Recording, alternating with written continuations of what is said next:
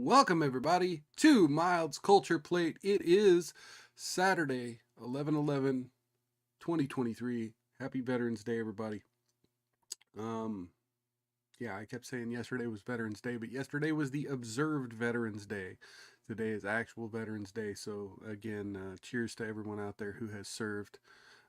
I'm not going to repeat all of the different cheering and things that I gave yesterday. So please check out yesterday's show if you're looking for an important tribute there.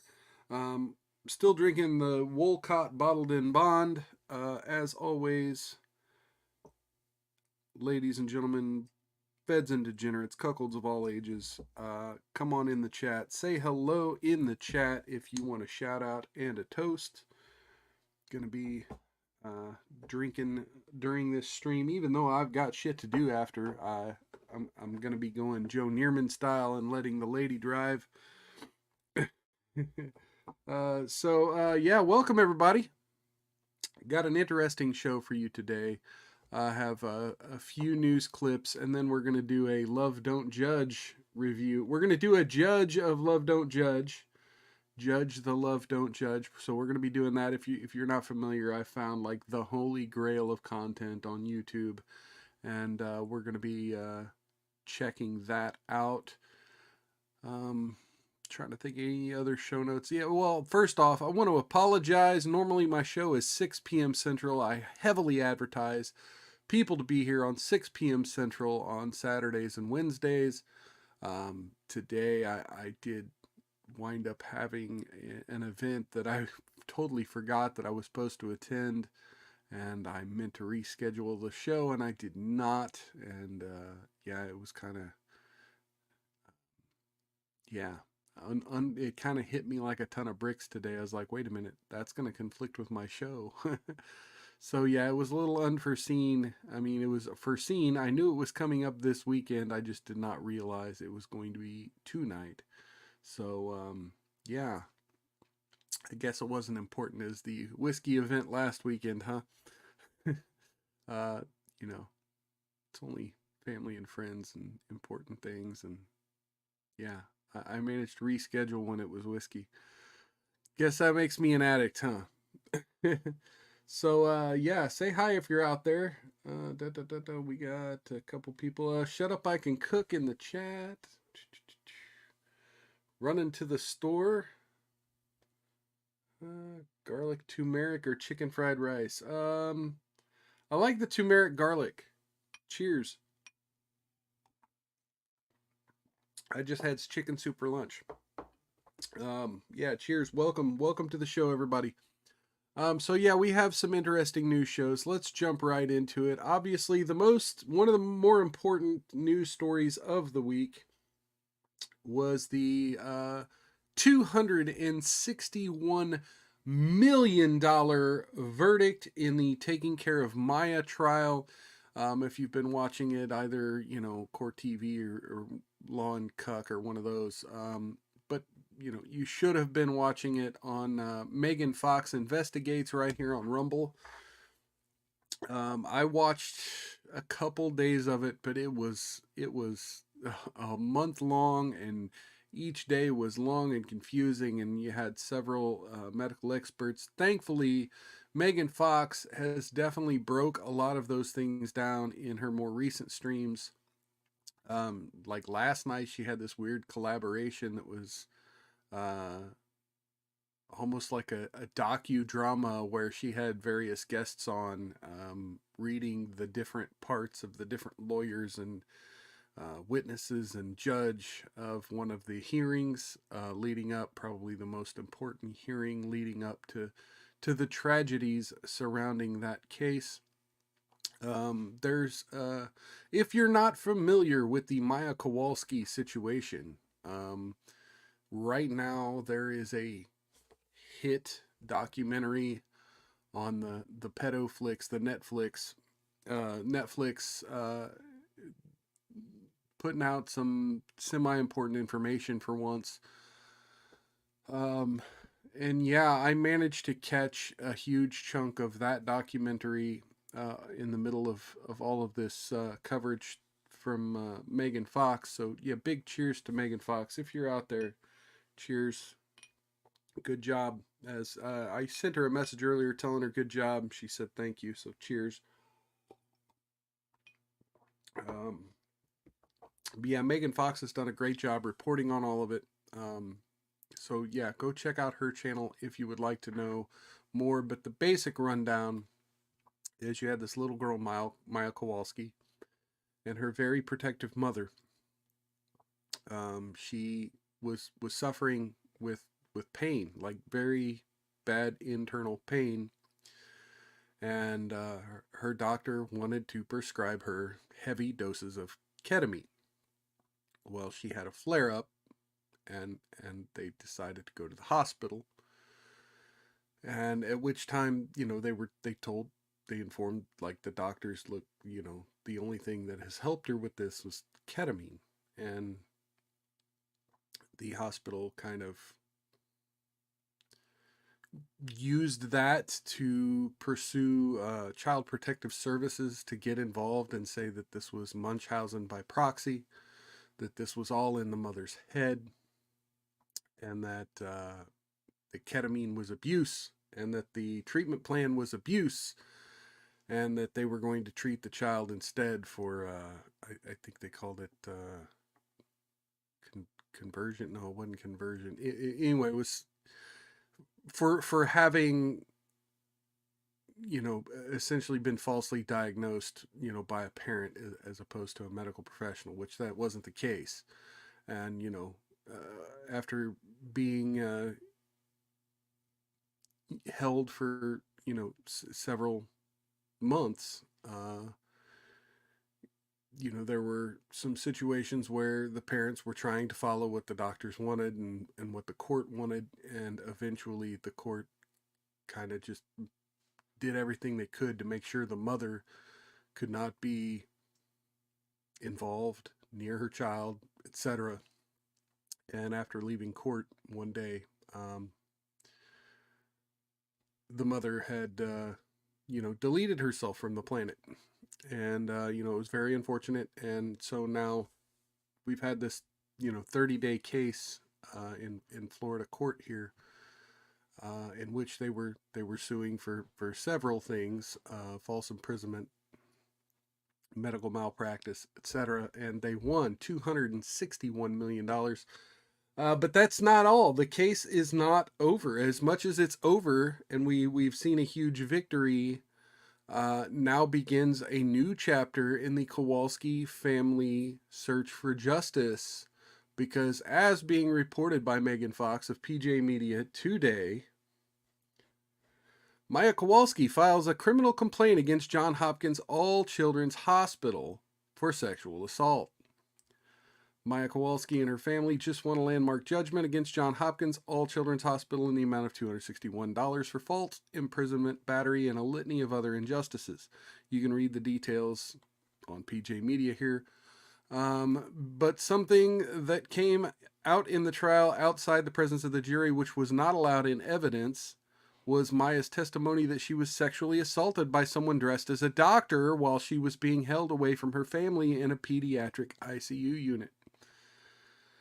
The allegation was not allowed into the trial because it wasn't in the original lawsuit due to Maya disclosing the incident to her attorney after the action was filed. Maya's attorney, Greg Anderson, says they've now filed a criminal complaint against JHACH officially with the police for that assault. Maya told Judge Carroll she was alone in her room in the PICU when a man with dirty blonde hair wearing glasses and a white coat came into her room and said he needed to take a peek. He then lowered her pants and underwear and stared at her private area for a long time, which made her feel scared. Maya's parents weren't allowed into the hospital to visit with her except under supervision by social worker Kathy Beatty, who was also found by the jury to have intentionally harmed Maya. Anderson was interviewed about the new complaint here. Let's go ahead and watch this video. Welcome back. We want to turn to the Take Care of Maya civil trial now. Yesterday, the jury found Johns Hopkins All Children's Hospital liable for 7 claims against then 10-year-old Maya Kowalski, which included false imprisonment and battery. Jurors awarded the family a total of more than $260 million in damages, but the hospital may not be out of legal trouble just yet. The They're not. Kowalskis are now filing a They got a criminal complaint for $261 sexual million assault. judgment. The issue That's came not up out of very early trouble. in the civil trial when their attorney, Gregory Anderson, addressed it outside the presence of the jury. Court TV, come on. I said, Maya, we're going to dismiss Ms. Beatty. Now, are you telling me every single encounter you had there? I need to know every single encounter, no matter how big or small you think it is. And she told me one story about them dancing around her to try to get her to get out of bed and dance, and we know about this. Then she broke down, and then she told me that she had a doctor come in, and she figured it was a doctor because she described him as being tall, thin, glasses, I think she said round glasses, and dirty blonde hair. With a lab coat on, she could identify his belt and his pants. The doctor walked in, male, without chaperone or assistant. The doctor walked over to her and said, "May I take a peek?" The doctor pulled down Maya's pajamas. This was pretty late in the day. I know it was short shorts or pajamas, but it had a drawstring. Pulled them down, pulled her panties down, and then stared at her vagina for, Maya said, long enough for her to be not only startled, but start to cry. Whereupon he turned around. Okay, this is an 11-minute went video. to the door. We're not going to be able to watch the whole turned thing. Over around his shoulder and said, "Thanks." She never saw him again. Now, as an officer of the court, I will swear everywhere, had I known anything about this, I would have immediately brought it to the attention of both the court and to opposing counsel. Okay, so let's just for a second, let's think about this now. Now, the hospital has taken this little girl from her parents under the direction of a court and holding her essentially with very limited contact with her family. You know, her family who would do anything to protect her. Even if this gentleman wasn't a hospital staff member, was just some random pervert weirdo. I mean, he's wandering around the halls of their quote-unquote safe institution. You know, again, trust but verify any sexual assault claims from anyone. But, you know, this needs investigated heavily. And, you know, I don't know how long they keep video or records of visitors or whatever. But, yeah, this needs to be answered. And we need to figure out what Johns Hopkins All Children's Hospital has to say about this. But here we go. I can tell everyone today that Maya Kowalski went into the Pinellas County Sheriff's Department with my partner Nick Winty and swore out a criminal complaint against Johns Hopkins All Children's Hospital, he said. I want to be clear that we have not been able to identify a specific perpetrator there, added Anderson. Could have been a staff member, he said, but it very well could have been someone who stuck in there. So pretty much addressing what I had just said. Anderson said one of the ways Johns Hopkins All Children's Hospital put Maya at risk of such an assault was to treat her like a non-entity. The other children in the ward had families with them all the time and identifiers on the door with their names and decorations, while Maya's room was marked with mysterious color-coded stickers and no name tag. The lack of similarity to the other rooms marked her room as occupied by someone who didn't have familial protection and was a target for a pedophile. Just when you thought this case could not get worse, it does. Editor's note, help PJ Media to investigate corrupt politicians and their family by getting a 25% off membership there at that link. So yeah, check that out, and definitely check out Megan Fox Investigates here on Rumble. So yeah, once again, big shout out to Megan Fox for continuing to cover this. Definitely, she is probably the deepest coverage of this case you can find on the internet. So please, you know, big shout out to her. And, you know, I've covered some of her coverage before. on this program, and I definitely, even though she barely knows who I am on the internet, she does retweet some of my memes or repost some of my memes, or when I say something funny in her chat, she reacts. But I definitely consider her a friend to the show, even if she's not necessarily a friend to the show. So let's go to the U.S. Senate. So this is also what? Okay, yeah, here we go. This is also from the headlines today.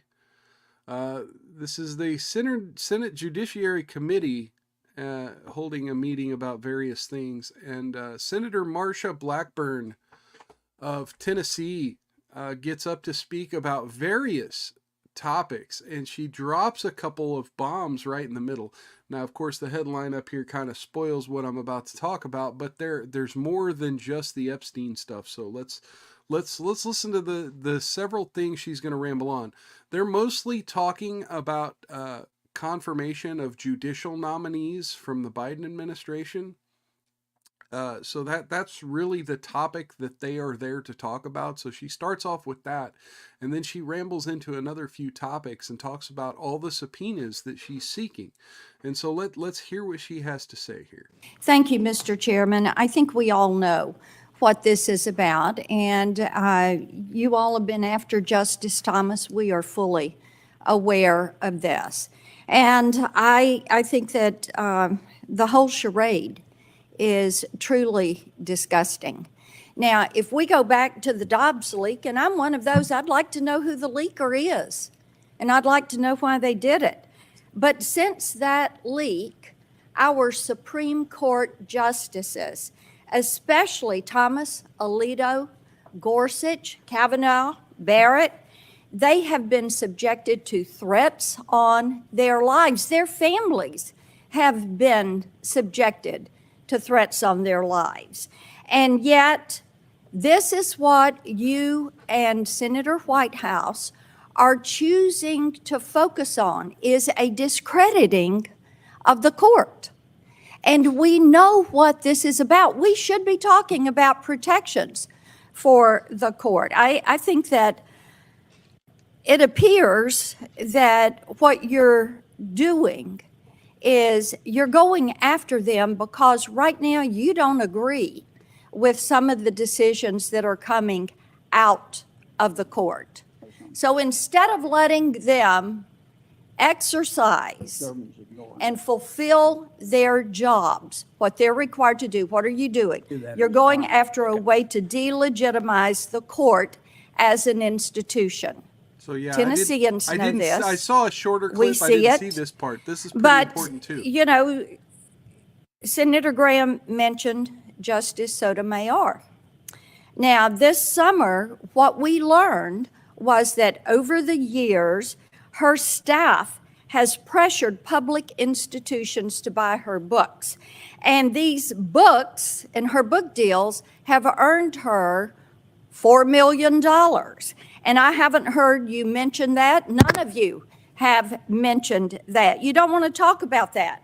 Nor have you mentioned the fact that she refused to recuse herself from not one, but two copyright infringement cases concerning her book publisher.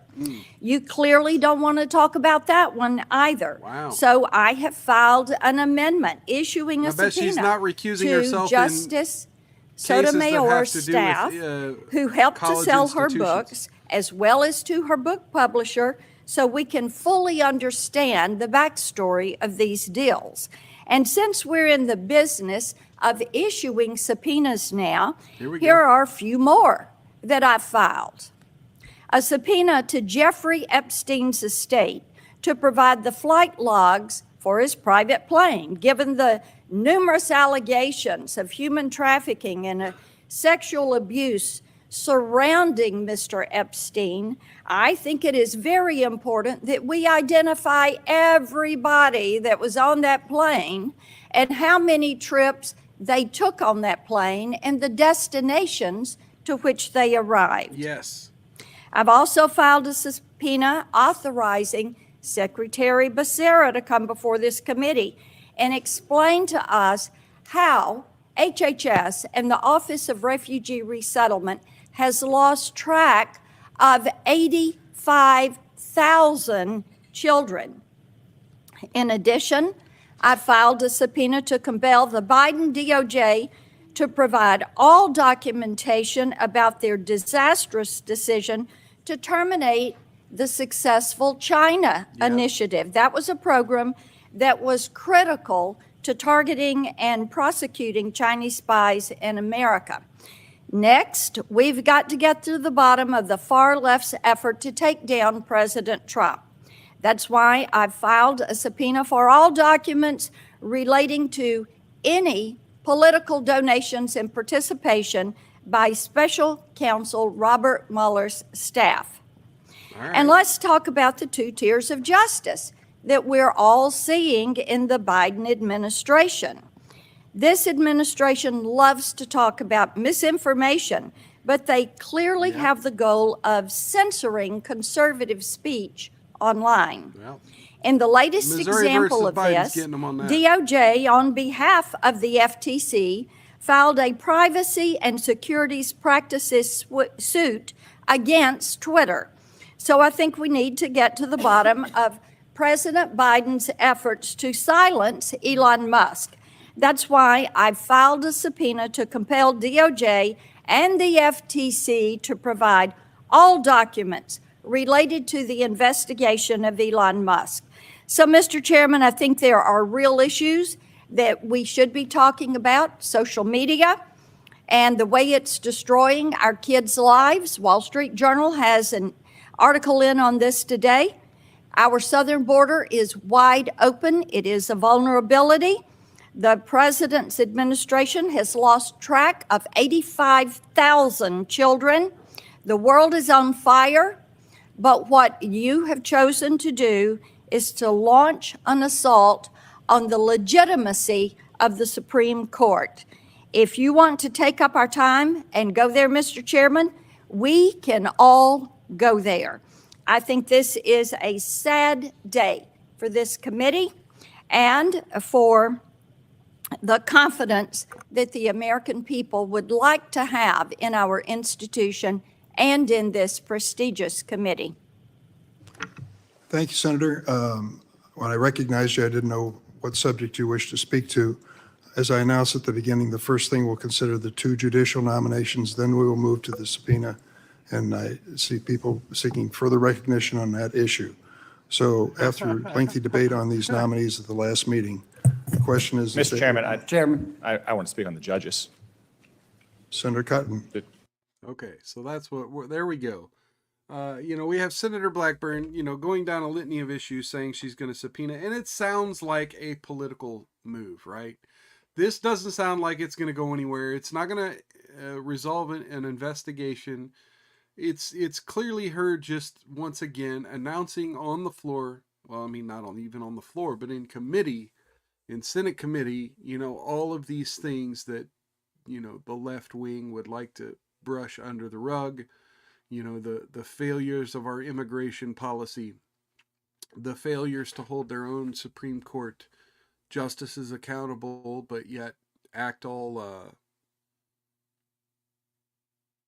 pearl clutching when it comes to Justice Clarence Thomas.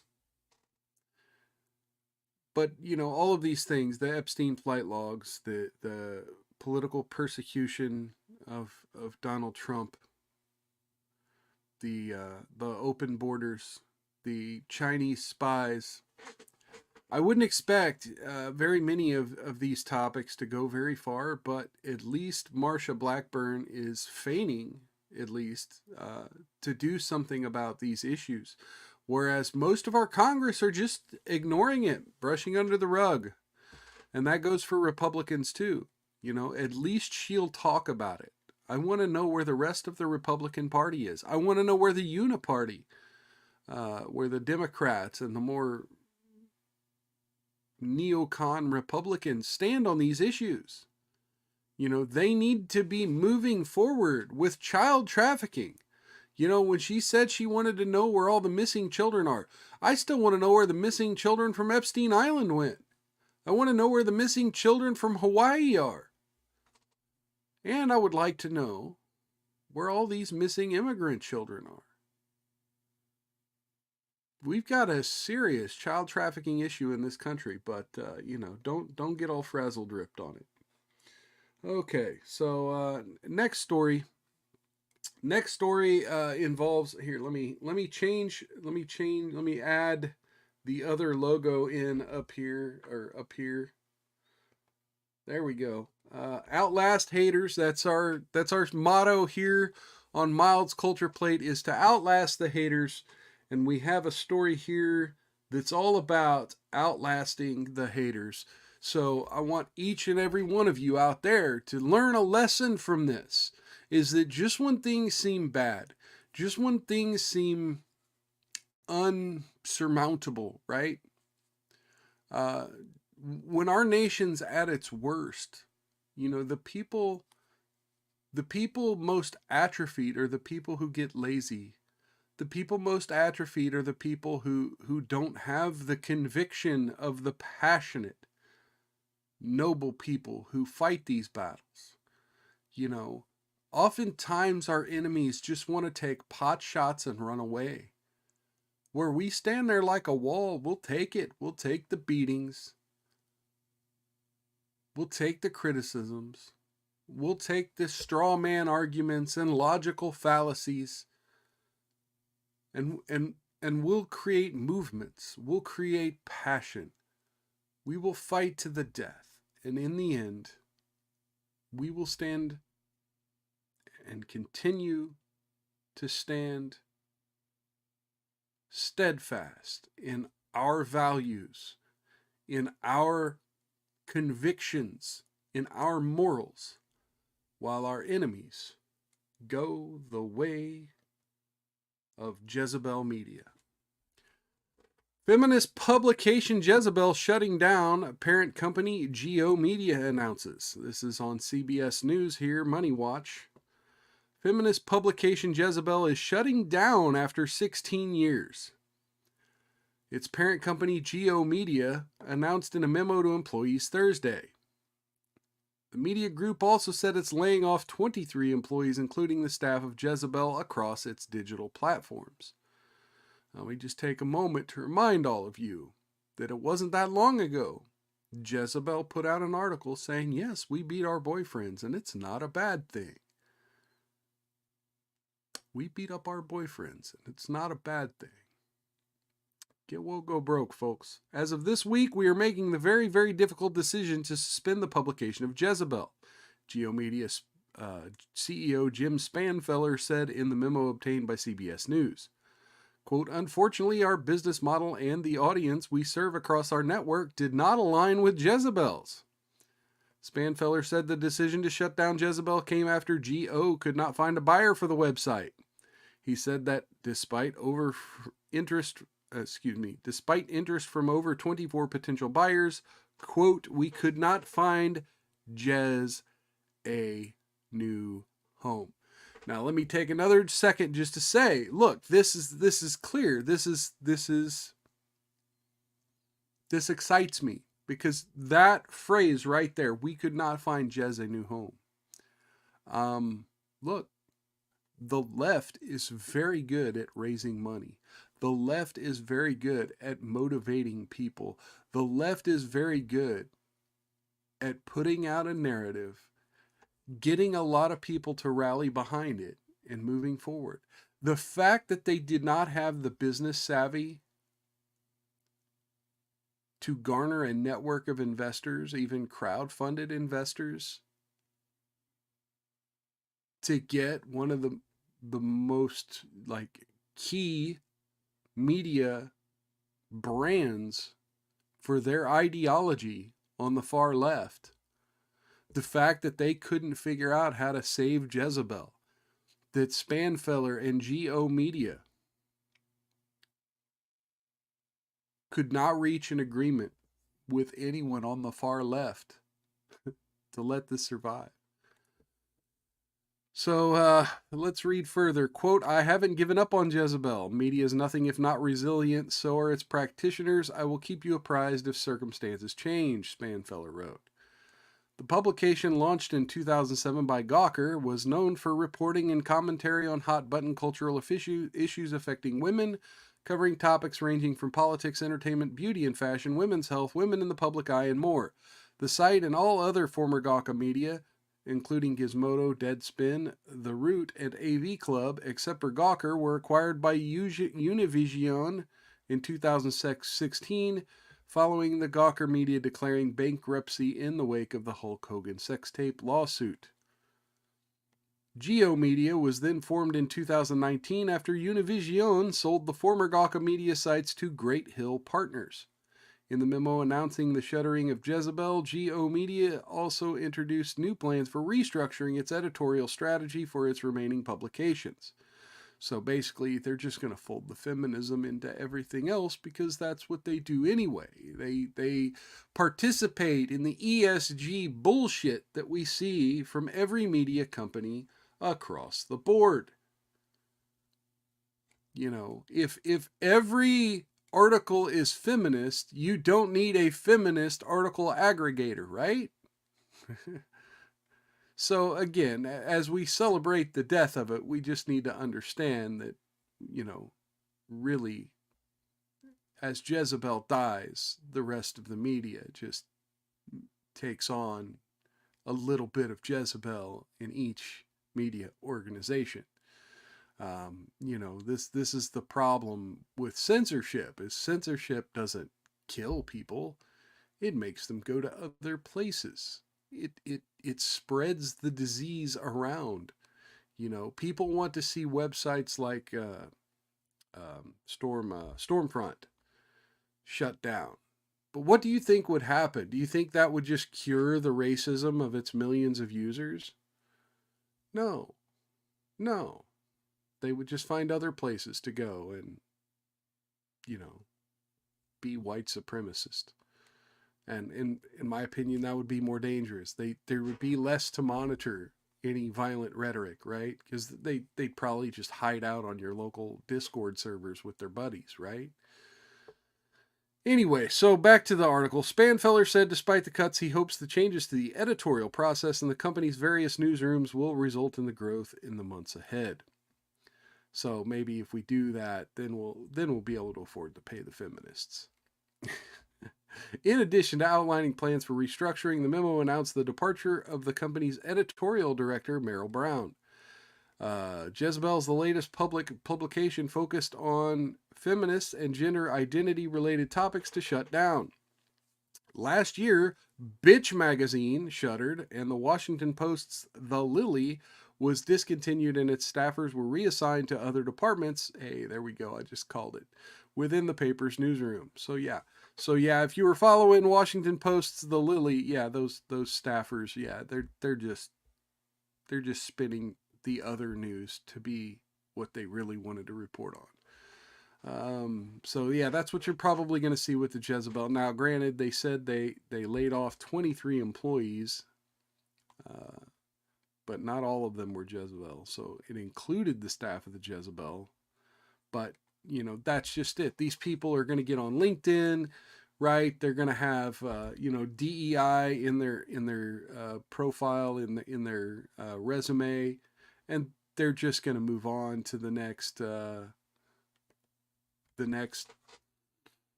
you know, crazy publication that, you know, is looking to up their ESG score, right? So speaking of pathetic people who won't go away, right? Speaking of pathetic far leftists, and media corporations, corrupt media corporations, and pathetic people, there was an opinion piece. Let me bring this down real quick. There was an opinion piece this week. Go ahead and take that little banner thing off here. Where'd it go? There we go. All right. By the way, speaking of banners, there you go. Please click that like button or follow button. Okay, so let's Share this tab instead. Okay, I'm going to bring this up. So the USA Today had an opinion piece from Hunter Biden, of all people. Yeah, Hunter Biden, our favorite first son here. He had this opinion piece about his struggle with addiction, and I figured it'd be good to kind of at least skim this, if not read it outright. I don't know. It doesn't seem super long. So let's check out this struggle session. So first off, I want to say, if you're struggling with addiction, like, I apologize, but hopefully you got a glass of water and cheers with me. Drink your water. Here, I'll drink water. In fact, I will drink water. I'll cheers you with a drink of water here, because I recognize the struggle with addiction. I've been there, and I wouldn't be able to drink liquor now had I not, faced my demons. Anyway, so Hunter Biden, I fought to get sober. Political weaponization of my addiction hurts more than me. So, my struggles and mistakes have been fodder for a vile and sustained disinformation campaign against my father, President Joe Biden, and an all-out annihilation of my reputation. Okay, so first off, no, the disinfo campaign against your father is that, obviously the FBI went soft on you because you have, your father is their boss. As far as any information about your father, that has to do with the business dealings that he involved himself in with your business partners, right? So there's no disinformation campaign that has to do with your struggles and mistakes. That those are Joe Biden's mistakes that they're calling him out for. And the politicization of our law enforcement here in the country. So here we go. Over 4 years ago, I chose life over the slow strangle death grip of addiction, which my case consisted each day of a bottle of vodka and as many hits on a crack pipe as possible. I am prouder of that choice and of my recovery than anything I've ever done. My experience is not a unique one. At least 20 million Americans today suffer from substance abuse disorder. I don't know a family that hasn't been impacted in some way by addiction. What is distinct about my situation is that I am the son of the President of the United States. My struggles and mistakes have been fodder for a vile and sustained disinformation campaign against him, and an all-out annihilation of my reputation through high-pitched but fruitless congressional investigations, and more recently, criminal charges for possessing an unloaded gun for 11 days 5 years ago. Charges that appear to be the first ever of their kind brought in the history of Delaware. That doesn't mean it wasn't illegal to do. I accept the choices and mistakes are mine. I am not a victim. By any standard, I grew up with privilege and opportunity, and fully accept that the choices and mistakes I made are mine, and I am accountable for them and will continue to be. That is what recovery is about.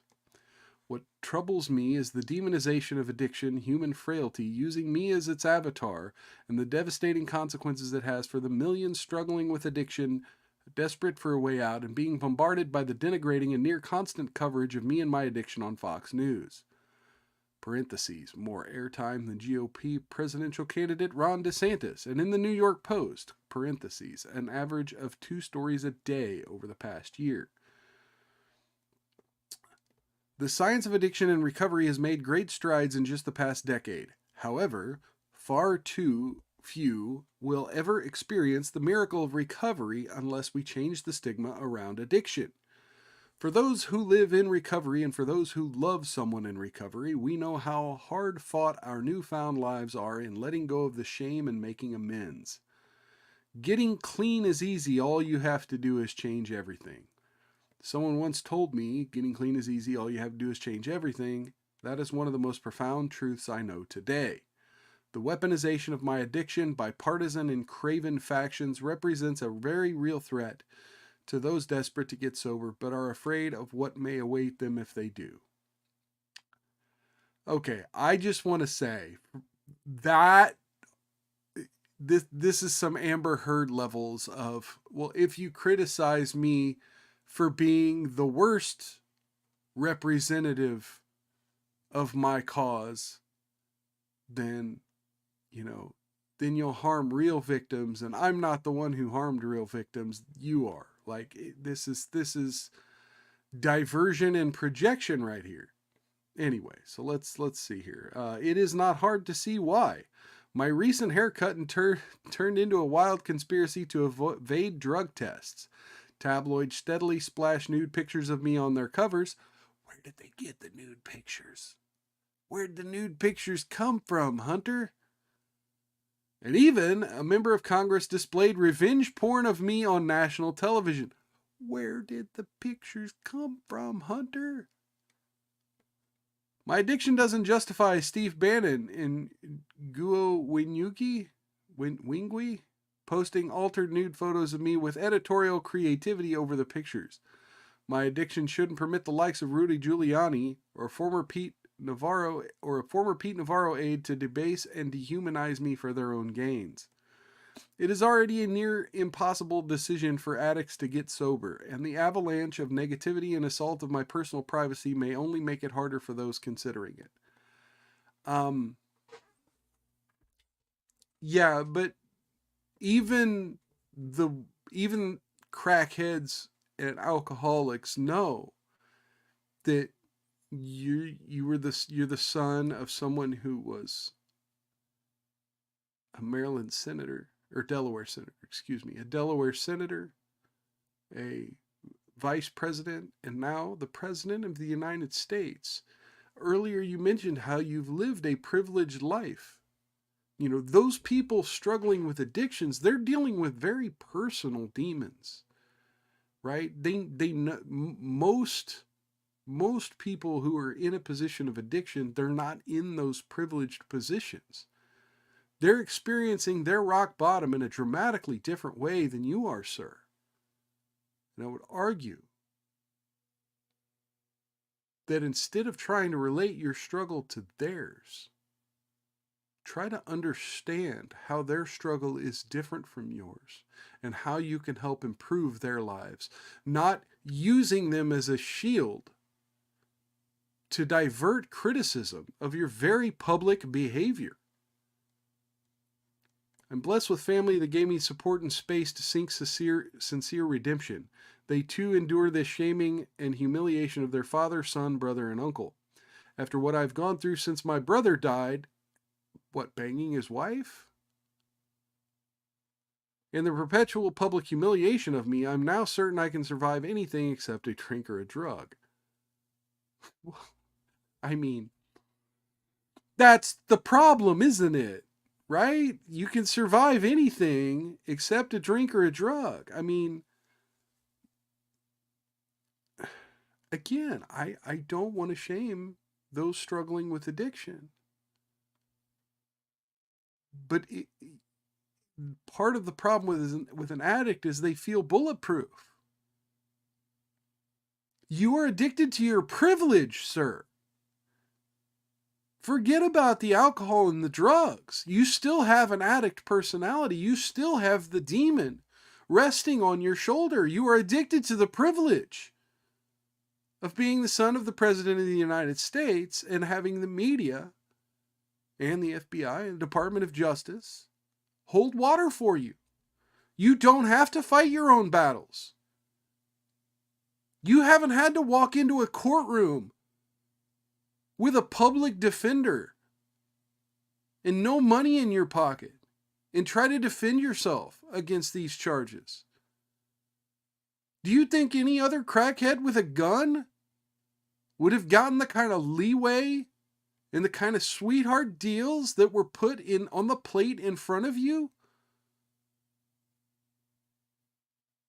And your biggest problem, you think the biggest problem for any other addict is whether or not they're going to get their next drink, whether they're going to get the next bump of coke? No, the coke and the drink are their way of coping with the other problems in their life. Sir, you are using your addiction as a shield to keep you from coping with the responsibility of the things you have done.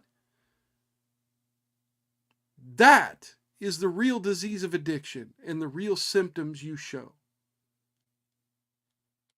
I'm certain that part of my living amends is not only to survive this, but to use my experience to be a living example of the promises we are told to await us in sobriety. The effort of recovery is something that should be celebrated. Yes, it should be celebrated.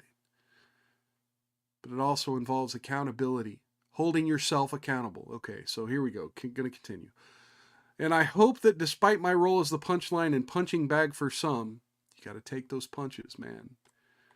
In the words of Assistant District Attorney Krause of Kenosha, Wisconsin, sometimes you just got to take a beating. Sometimes you just got to take a beating. Others will also make the effort I have made one day at a time and get honest with themselves. You're not being honest. The people who love them and the people that rely on them. The effort is worth it. You are worth it. I am living proof of that. And I'll go ahead and read this little editorial note at the bottom. If you or someone you know is struggling with substance abuse or addiction, you can call the Substance Abuse and Mental Health Services Administration National Helpline at 1-800-622-4357. That's 1-800-622-HELP at any time, day or night. Hunter Biden is the son of the President of the United States.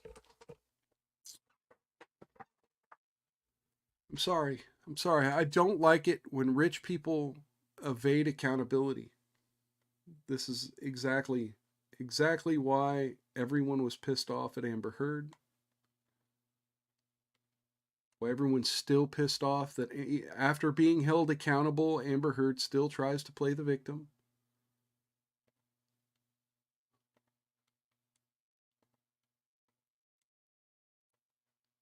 People don't like a cocky rich person.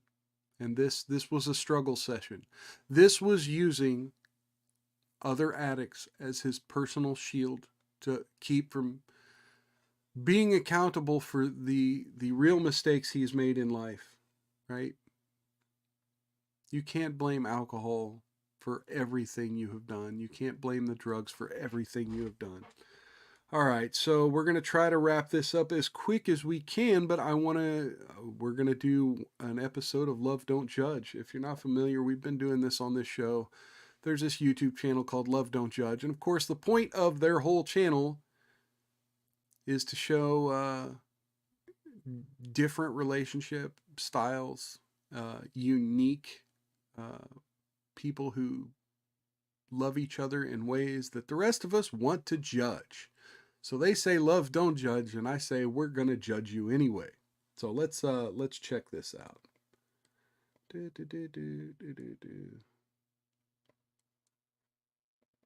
Okay, let's play this here. This is Matt. He fell in love with Carmen. Matt and I have Matt and been Carmen. married for almost 9 years now, together for 11. Then Carmen fell for Keith, Uh-oh. who was already Matt, in love Carmen, with Brooklyn. Keith, And did I mention Brooklyn. Brooklyn is also dating Matt? And Matt. I think the best label that we've come up with so far is a... So their polycule is a square, right? So they got, I'm assuming they didn't say the women are with each other or the men are with each other. So this polycule appears to be a square. heterosexual quad or a polyquad or she said a heterosexual, double couple relationship. Whatever they call their relationship, not everyone has reacted positively Oh, to they it. have People children. just assume that when Oh. you're polyamorous, they're like, oh, you're into some weird stuff. No matter what you do, people judge you, so. And it's Okay, but as I just said with Hunter Biden, you kind of have to take the criticism. You have to take the pot shots. I was in one of these type of relationships for a long time. People are going to criticize. They're going to talk shit. And all you could do is just say, hey, it works for me. And I don't know about with the children and all that, but it may, I've met people.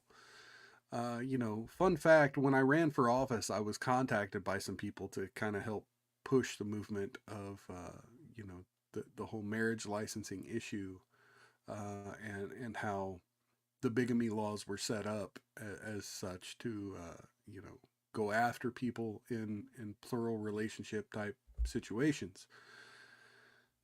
And I did hear some very emotional stories. So, as much as, I'm a conservative, and like most conservatives, my gut reaction to a lot of polyamorous relationships are like, whoa, but like I said, I've been in one myself, and I've met a lot of families who have figured out how to make it work, and it's their fucking thing, and whatever. So let's see.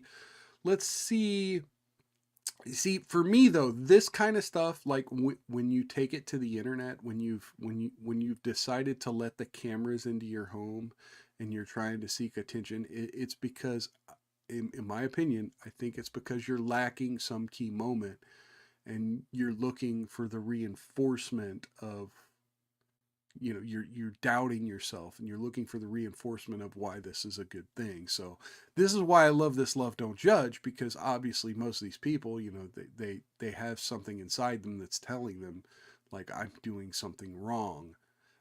They haven't figured out how to justify it, or to make it actually work, and they're just looking for reinforcement. They're looking for people to give them approval. Not just judgment they have to So contend let's see with. here. What do Does we have? anyone Not ever just get judgment. jealous? On a count of 3, raise your hands. Ready, go. Matt. See, now this is the problem. Now, granted, again, if you're going to have a problem, at least admit it, right? So one of the problems with polyamorous relationships is people get jealous. And so now they have all 4 raised their hand about being jealous of one another. Yeah, we get jealous a lot.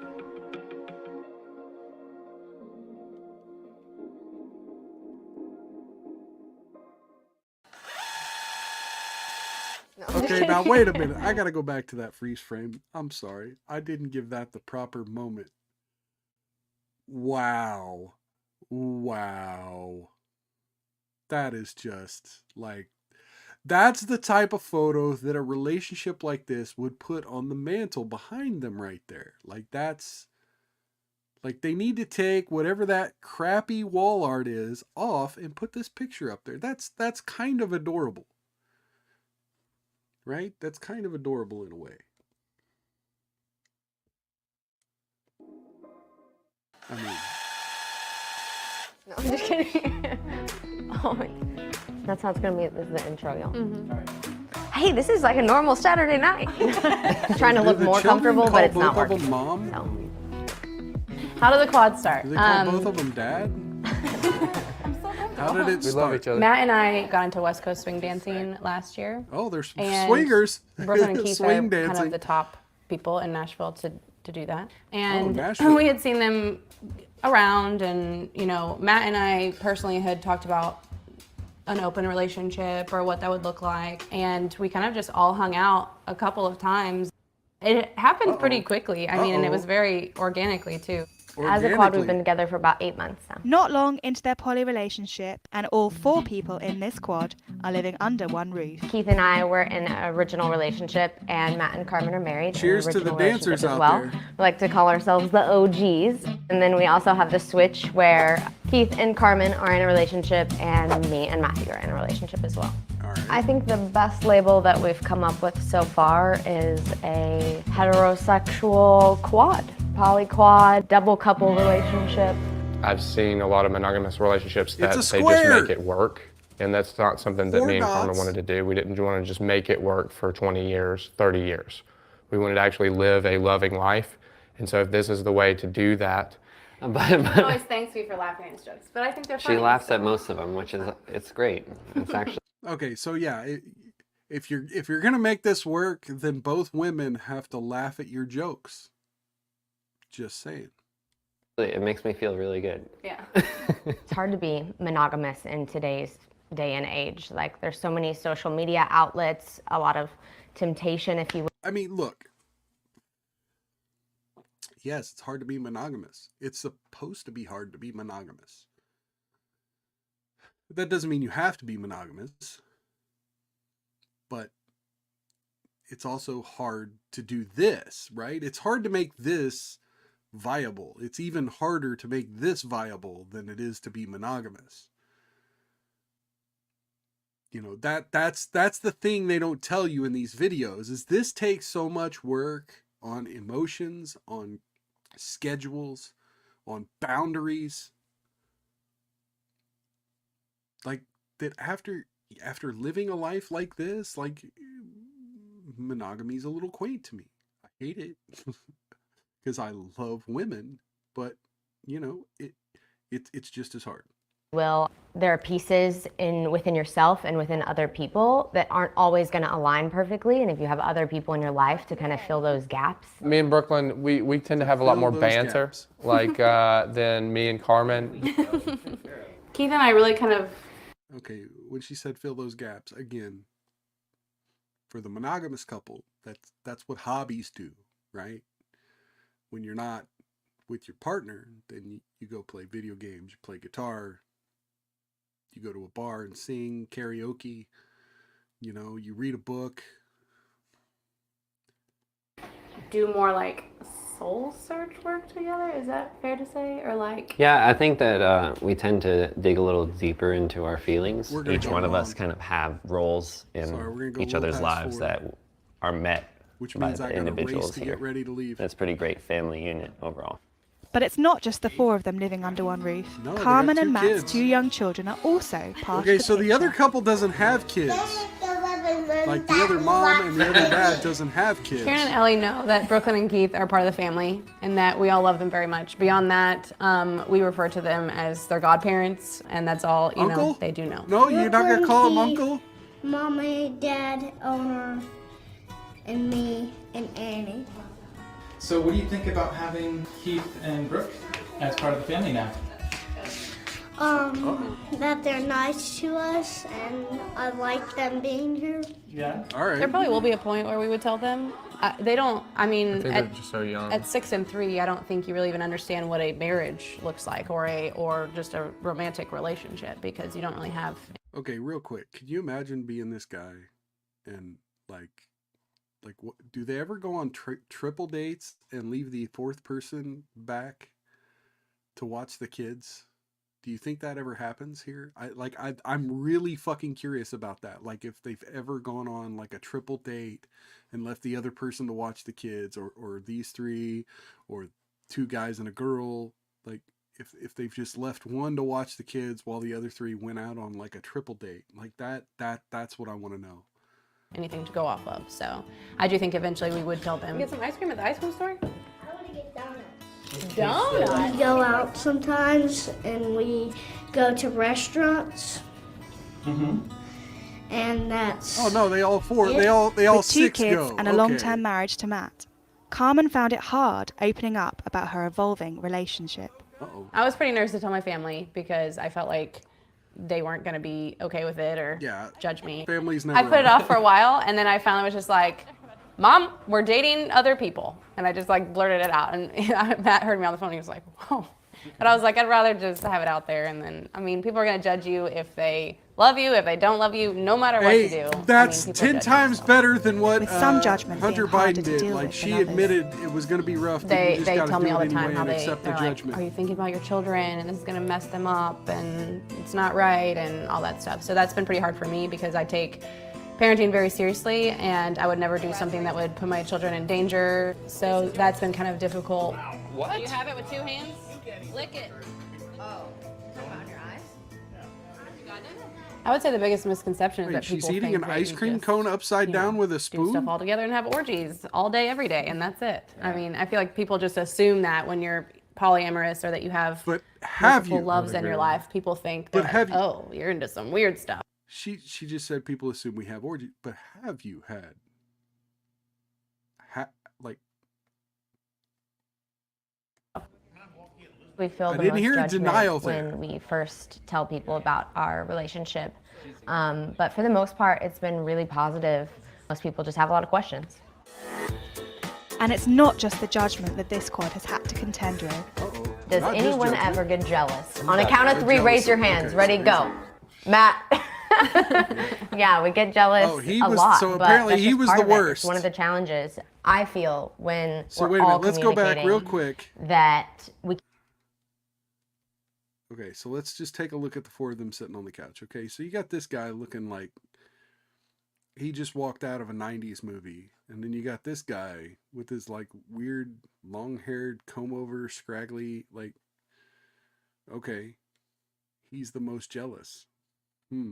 challenges I feel when we're all communicating that we can work through anything.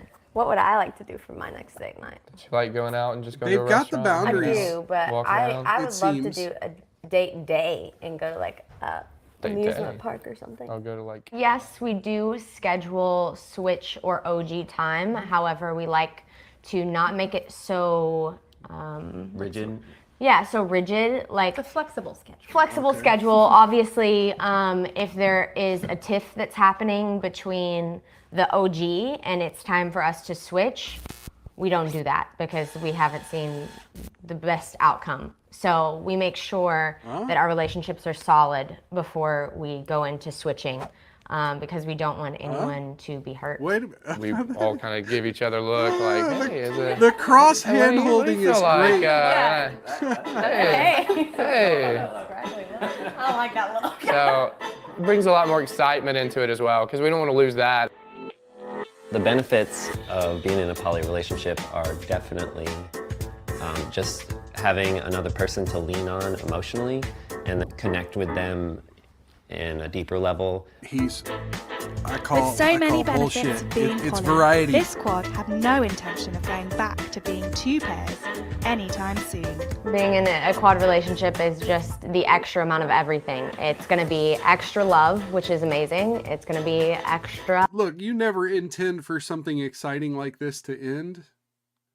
What usually happens is you have someone who just can't stop themselves from creating a bunch of fucking drama. And then it just kind of ends. Fights or extra disagreements. Sometimes it's amazing and extra sometimes fights, it's extra not so amazing. disagreements, yeah. But you have those hills and valleys in every relationship. She's the sus one, right? Who doesn't want the more other love one's in too their life? skinny. It's been pretty great, actually. She's the one that starts the fights. He's the one that's jealous, and she's the one that starts the fights.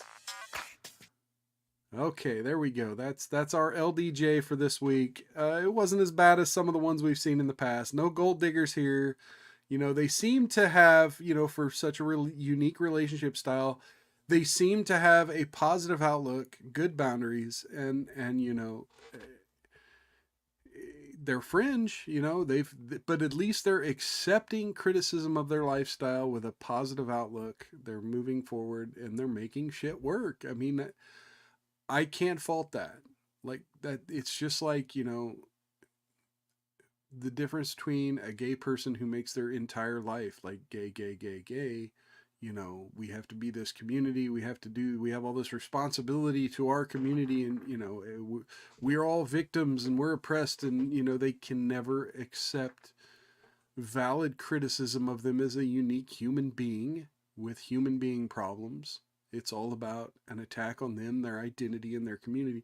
The same thing here, you know, as long as you're willing to accept that you know, you may be different than someone else and they're going to judge you and prejudge you for that. And you're willing to stand there and be like, well, you know, but I've done enough for my life to make this work. You know, I can't do anything but praise that. So as much as, you know, love don't judge, you know, I'm not going to judge.